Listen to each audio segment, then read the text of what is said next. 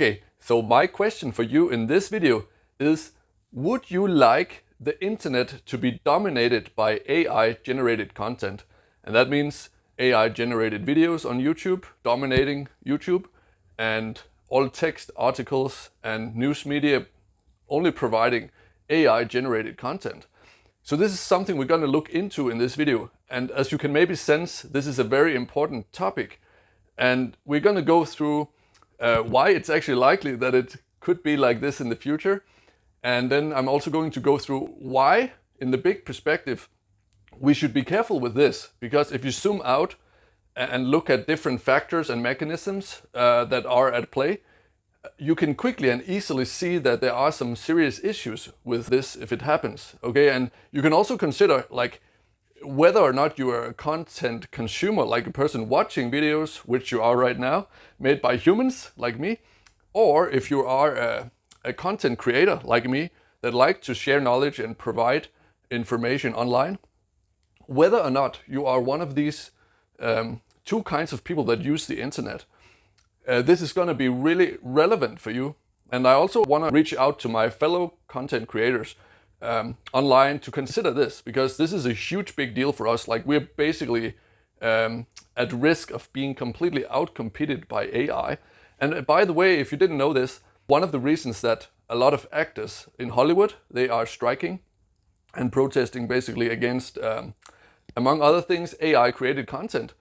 This is the reason, because if you imagine you're an actor like Robert De Niro, then movie production companies, they now have a choice with the new technology of AI to just artificially generate a new movie without him necessarily being paid, even though the AI is trained and it takes all its, let's call it new creative content that it produces.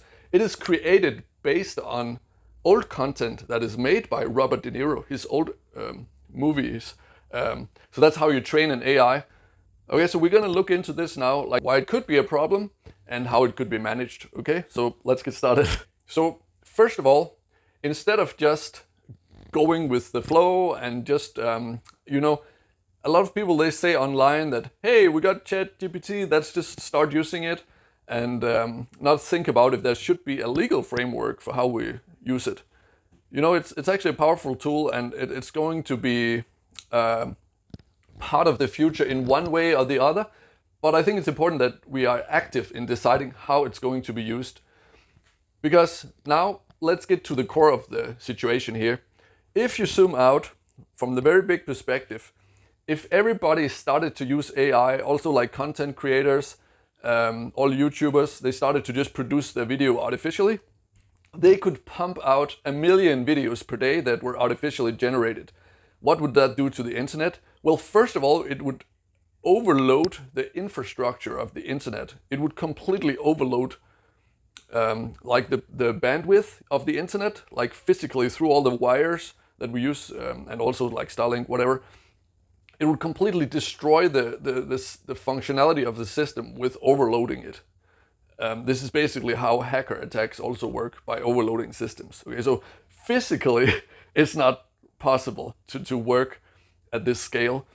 And now secondly, as a consumer, there's an ethical question, and that is, do you actually want to spend your time watching artificially generated content instead of human generated content? It's an ethical question. Okay, there's something I think nice about watching a real human doing a real video instead of something that's artificially generated. Now, the second question is, and this is a more serious question actually, it's not just ethical and kind of preference. Now, the real serious question is, if you accept on a broad scale that artificially generated videos should be widely allowed, then the real question is, would this technology be used to change the opinion of people? Because, videos, they can be really persuasive, both on the conscious level, but even on the subconscious level. And I'll guarantee you, AI can easily learn, and has already learned, to produce persuasive material. And that means that whoever controls AI and allows their AI-generated content to be widely distributed, they can implement an agenda to reach certain goals. Would it be a problem if major industries such as defense industry that make money off war, or other industries that make more money if there's more sickness, if they gained access to AI marketing tools so they can produce vast amounts of content, and it could be subtle, it could be disguised as completely innocent movies, or like even let's say it could even be like a motocross video about how to ride motocross. That could, if that was managed by a defense company or health company, you know which industry I'm probably talking about here. People that, like industries that make a lot of money when people are not healthy actually. If they were generating these videos about how to ride motocross, they could implement hidden messages that would be persuading people to act a certain way or make certain decisions or feel a certain way, so they would act a certain way and so on. So you can see where it's taking us. So there are many ethical questions to consider, okay? Now let's talk about if there are any solutions, and to be specific, which solutions you can use in your own life to actually make a difference in this matter. First of all, you have to answer the question to yourself, do you want these technologies to be dominating the internet? That's a yes or no question. Now the solution, in my opinion, to addressing this big question, so there's 3 steps, okay? First of all, you have to start talking about this issue with your friends and family and your co-workers at your job. So start talking about it. Then you make it a real thing that people think about, okay? The second thing is you officially make it a part of your work. So whatever your profession is, you ask this question in your working community through official channels, such as I'll be posting this video, also on my company social media profiles. And then it will start to get into the community officially. Or if you're working in government, you will make a post on the government website talking about these issues. So it becomes official through official channels. And then downstream from that, it will start to become a matter of politics, in real politics. And there will be like legal discussions, or there would be like real political discussions on how to address this.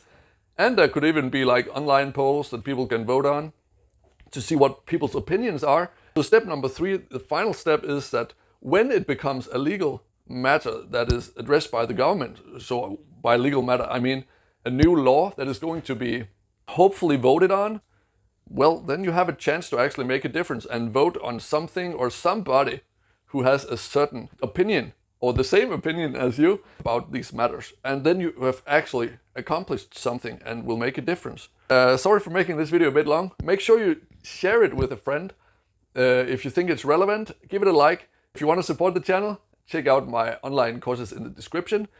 And that could make you a lot better motocross rider, or a healthier human being, and a better athlete. If that sounds interesting, check that out. But in any case, thank you for watching, and see you on the next one.